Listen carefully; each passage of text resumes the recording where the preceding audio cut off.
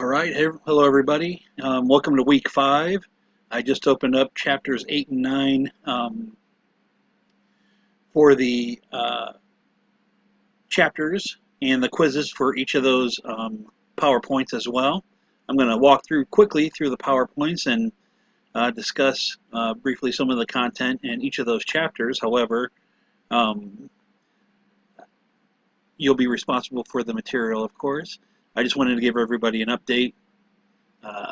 In real life, things have been really hectic, so I apologize for not getting your papers back. Most of you have got your first papers back with feedback, and I'm going to do a really quick video on writing and writing well, and just some of the things that I've seen kind of across most of the papers, and that'll just be a really brief video to follow this one.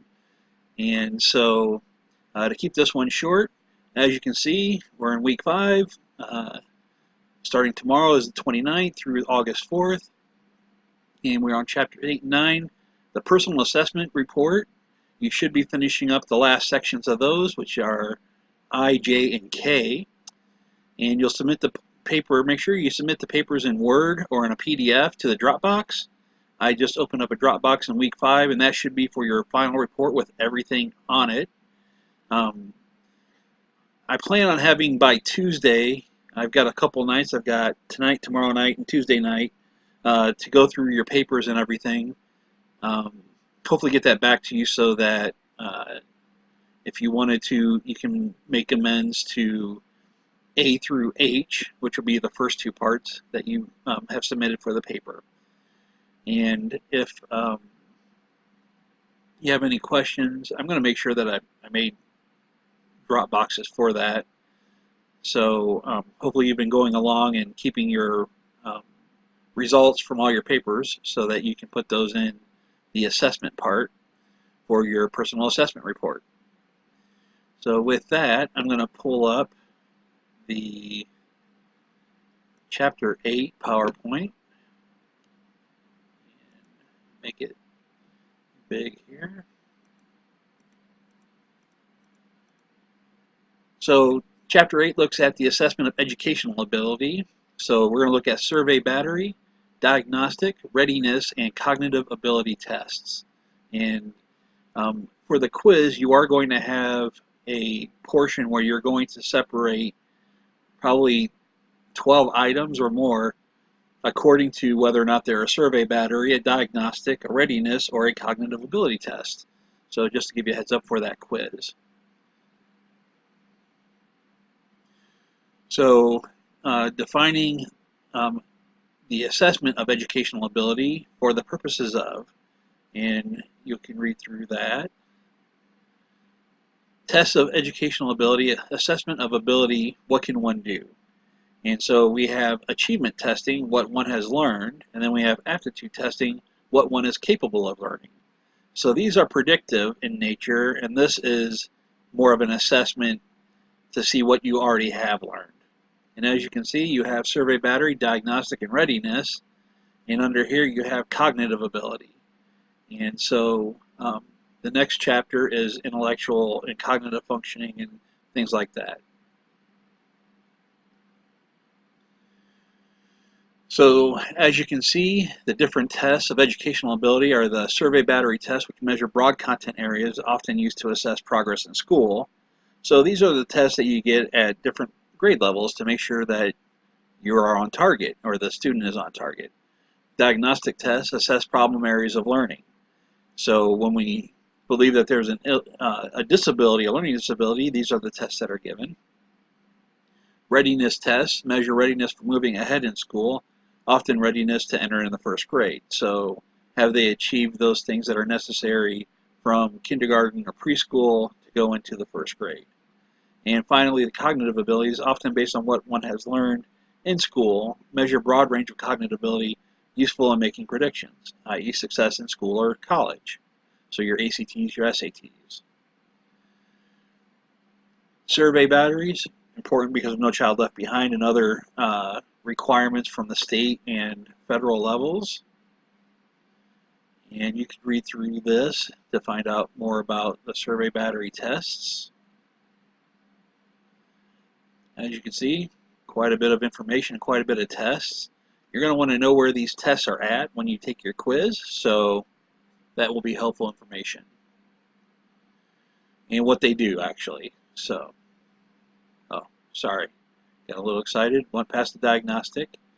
So again, your diagnostic tests are going to help figure out if there's any disability or any lagging behind in some area. Reading, math, spelling, etc.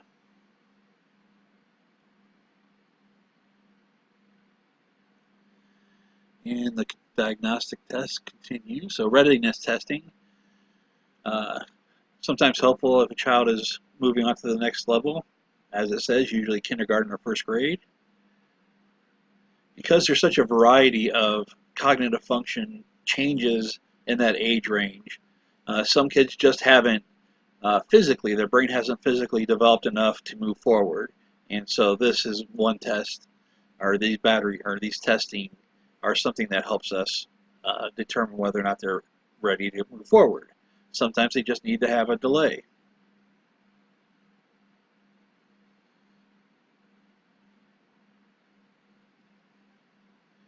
And as you can see, all these named tests, you're going to want to know, or going to want to know where they're at anyways when you take the quizzes. So have that information at your fingertips when you get ready to take your quiz.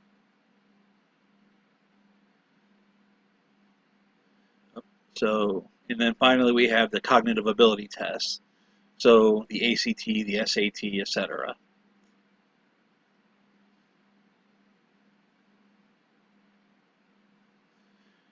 The GRE, if you're planning on going on to get your master's degree, sometimes the GRE is a required test for going ahead into graduate school.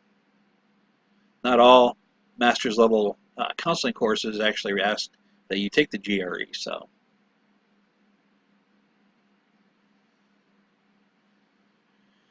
the LSAT for legal, the MCAT for medical.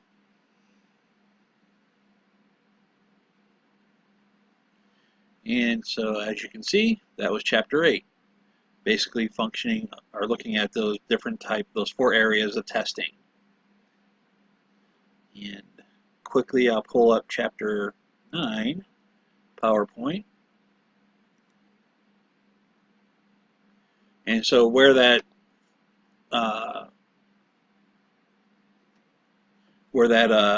test battery graph where you saw the cognitive, the rest of it was intellectual and cognitive functioning. We're going to look at that next. Intelligence testing and neuropsychological assessment. So in this chapter, we're looking at 2 aspects: intellectual functioning and intelligence testing, and neuropsychological assessment, changes in the brain function. Most of you have probably heard about the Stanford Binet and Simon tests. Lewis Terman, big name in assessment, also had an important role in it.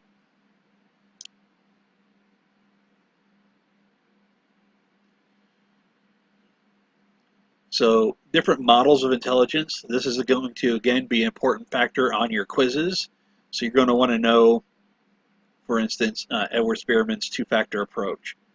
General factor G and specific factors. So make sure that you're able to identify and find this information as you're taking the quiz. Thurstone's multi-factor approach will also be on there. If you look, there are 7 primary mental abilities. Vernon's hierarchical model of intelligence. Guilford's multi-factor, multidimensional. Cattell's fluid and crystal intelligence. This one will also be on that quiz. Piaget's cognitive development model.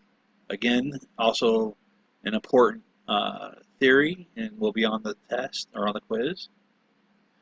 Gardner's theory of multiple intelligence also will be on the quiz. And this is one thing that is really important, especially when we kind of look at school. Not everybody's going to be verbal or linguistically capable. Likewise, same as mathematical. Some people, their talent is in music or in their body kinesthetic. There's a great video on in YouTube regarding intelligence, and it was given by a British guy. I will put a link up to that video when I'm done posting with this video, in case you wanted to check it out. It's something that I think is really cool, and it really speaks to Gardner's theory of multiple intelligences. I can't remember if it actually says it on the video, but this is something it's a really cool video, so I will post that for you. Sternberg's triarchic model of successful intelligence will also be on there. Cattell, Horn, Carroll also will be on there.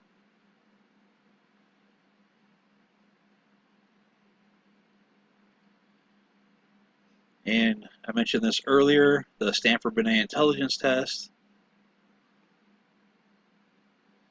And again, remember, when you look at these tests, especially the ones that are dealing with intelligence, it's really important to see who they're based off of. For the longest time, intelligence tests were based off of white middle-class America. And so people who were not of that culture often had difficulties with it. Another scale is the Wechsler scales of intelligence. The WISC is also another version, the WISC-4. And as you can see, there's lots of different assessments for intelligence, nonverbal intelligences.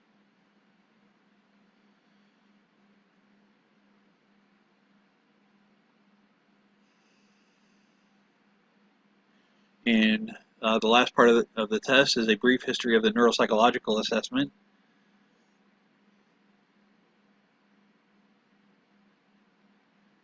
I think that's pretty cool. Observations of behavioral changes found following head injuries found in 5,000-year-old Egyptian medical documents.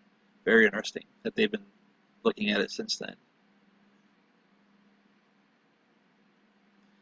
And of course, you're going to want to be familiar with this as well.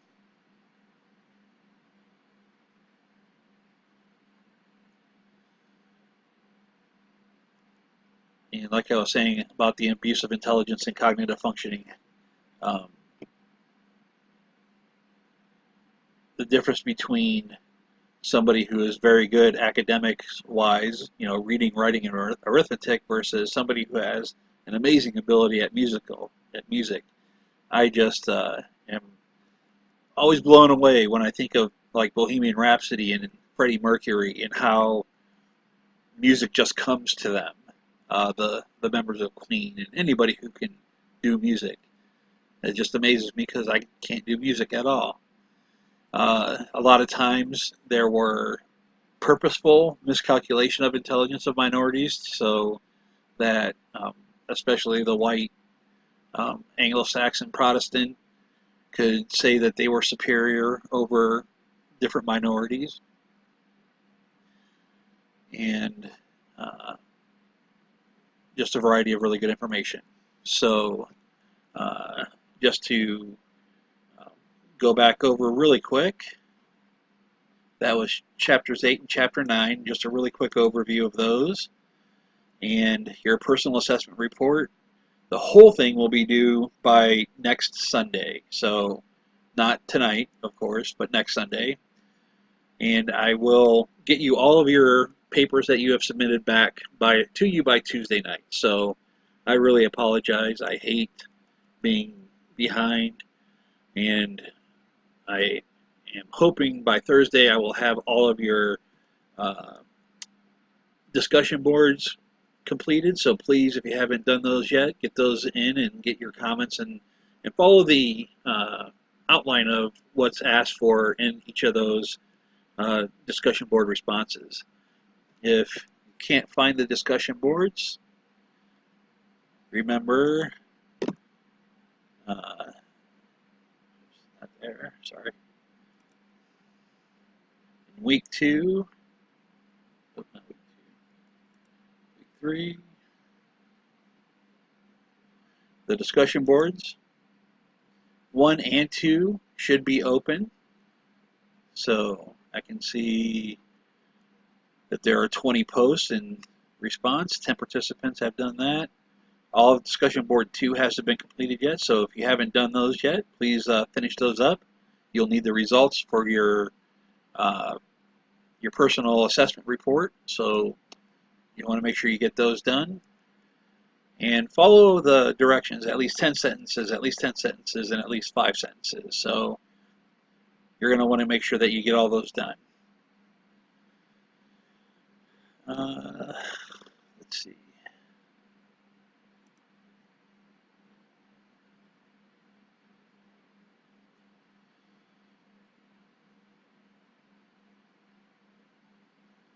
And here is the drop for your personal assessment report, parts A, B, C, and D. If you've done the other through H, then go ahead and put that in here on the same one. And like I said, if you get it all complete, then that will be under week 5, your personal assessment report. So I believe everything is up and available for you. If you have any questions, please email me and I will try to get back to you as soon as possible. Thank you for your time, and I hope you had a good weekend. All right. Bye-bye.